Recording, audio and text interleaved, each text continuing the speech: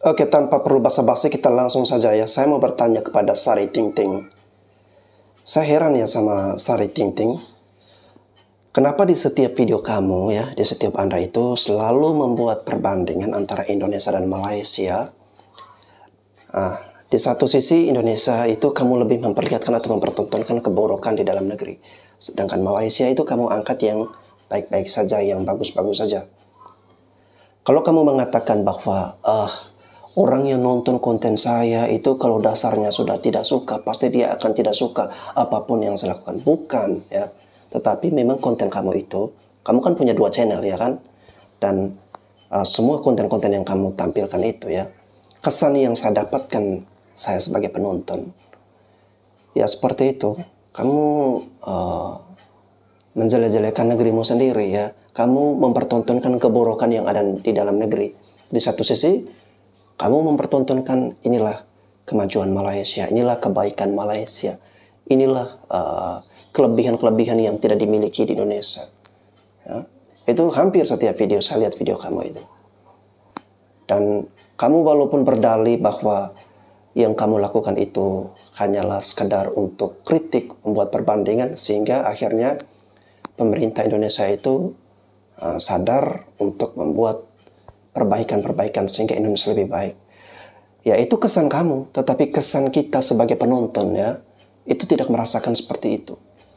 Ini jangan kamu tanyakan kepada saya. Coba kamu, sesekali kamu buat survei kepada masyarakat Indonesia ya, atau kamu tanyakan kepada masyarakat Indonesia secara jujur.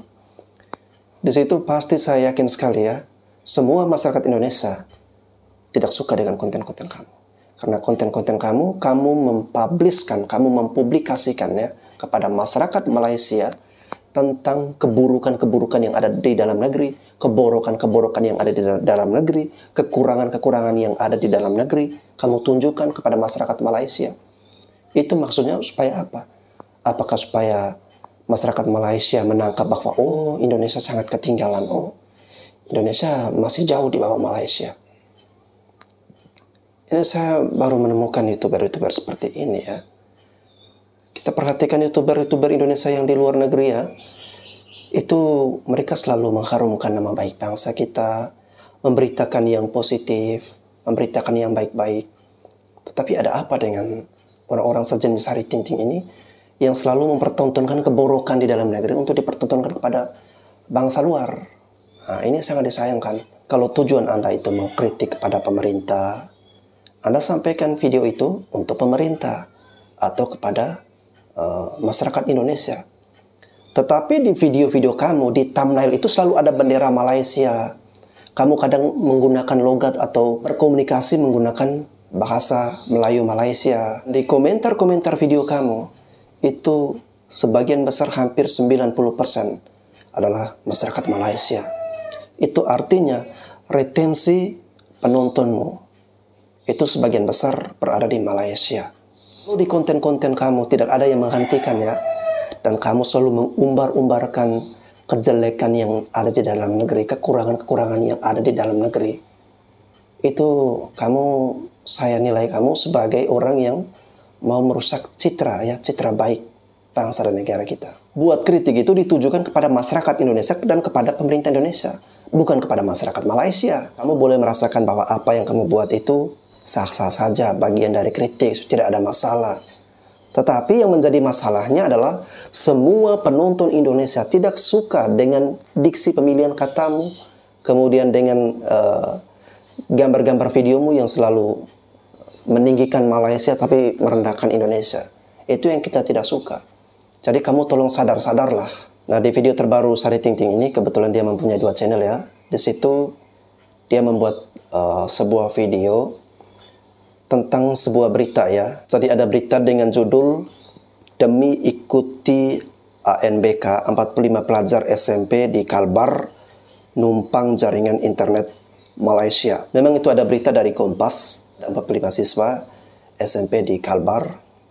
Jadi untuk mengikuti ujian berbasis komputer ini harus menggunakan jaringan internet yang kuat, dan mereka harus berjalan berkilo-kilometer mencari tempat.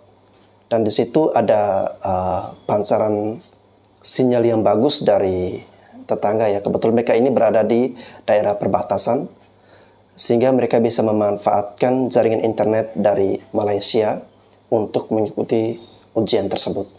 Dan di situ Sari Ting-Ting mengangkat berita ini dipubliskan kepada masyarakat Malaysia ya. Dan di berita tersebut pemerintah setempat sudah memberikan klarifikasi, memang di daerah mereka sebagian memiliki jaringan yang bagus, tapi masih ada juga sebagian daerah yang jaringannya itu belum stabil, atau ada juga yang sama sekali belum memiliki jaringan. Saya tidak masalah kalau video ini adalah bentuk kritikannya dia tujukan kepada pemerintah dan juga kepada masyarakat Indonesia. Tetapi setelah saya melihat isi videonya, saya tidak menemukan adanya kritikan di situ ya teman-teman. Kalau teman-teman meragukan apa yang saya sampaikan, kalian bisa menyaksikan sendiri ya. Di dalam isi videonya itu bukan isi kritikan tetapi pembelaan ya.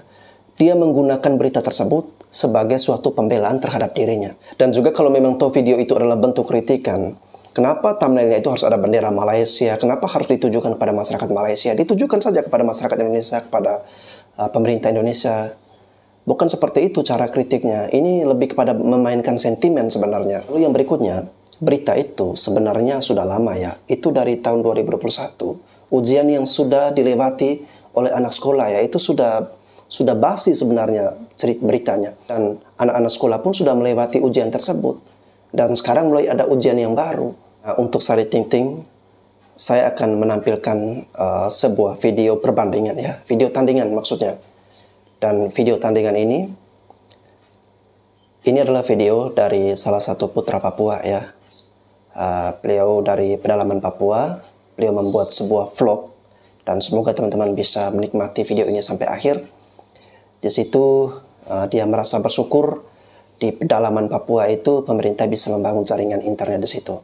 Memang teman-teman, kalau mungkin dari segi jaringan internet Malaysia jauh lebih maju daripada kita, itu menurut saya adalah hal yang wajar-wajar saja. Karena luas wilayah kita itu sangat luas sekali ya.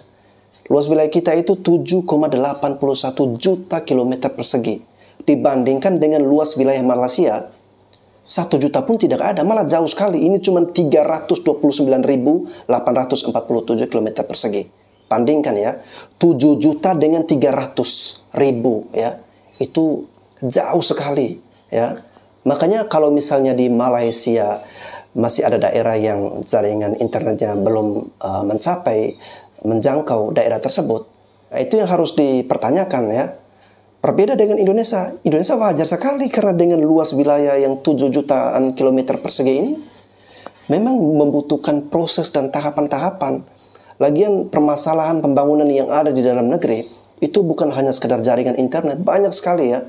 Banyak sekali, dan itu semua akan dilakukan bertahap ya teman-teman. Contoh misalnya kampung saya, itu listriknya baru masuk di tahun 2012. Lalu kemudian dibangunkan tower ya untuk jaringan internet itu di tahun 2014. Kemudian ada daerah-daerah lain juga sudah dibangun. Itu semua dilakukan secara tahap demi tahap ya. Tidak mungkin pemerintah harus serentak membangun begitu. Karena kita pasti juga punya pembangunan-pembangunan yang lain. Jadi sekali lagi, kalau di Indonesia jaringan internet itu belum menjangkau semua daerah-daerah, itu wajar saja ya. Karena daerah kita ini sangat luas sekali teman-teman. Kalau Malaysia ini cuma 300.000 kilometer persegi, jadi wajar lah mereka lebih maju kalau misalnya soal internet. Karena dengan wilayah yang begitu kecil, ya kalau di Indonesia itu ukuran cuma satu provinsi, mudah saja untuk memberikan jaringan internet menyebar ke semua pelosok. Berbeda dengan Indonesia.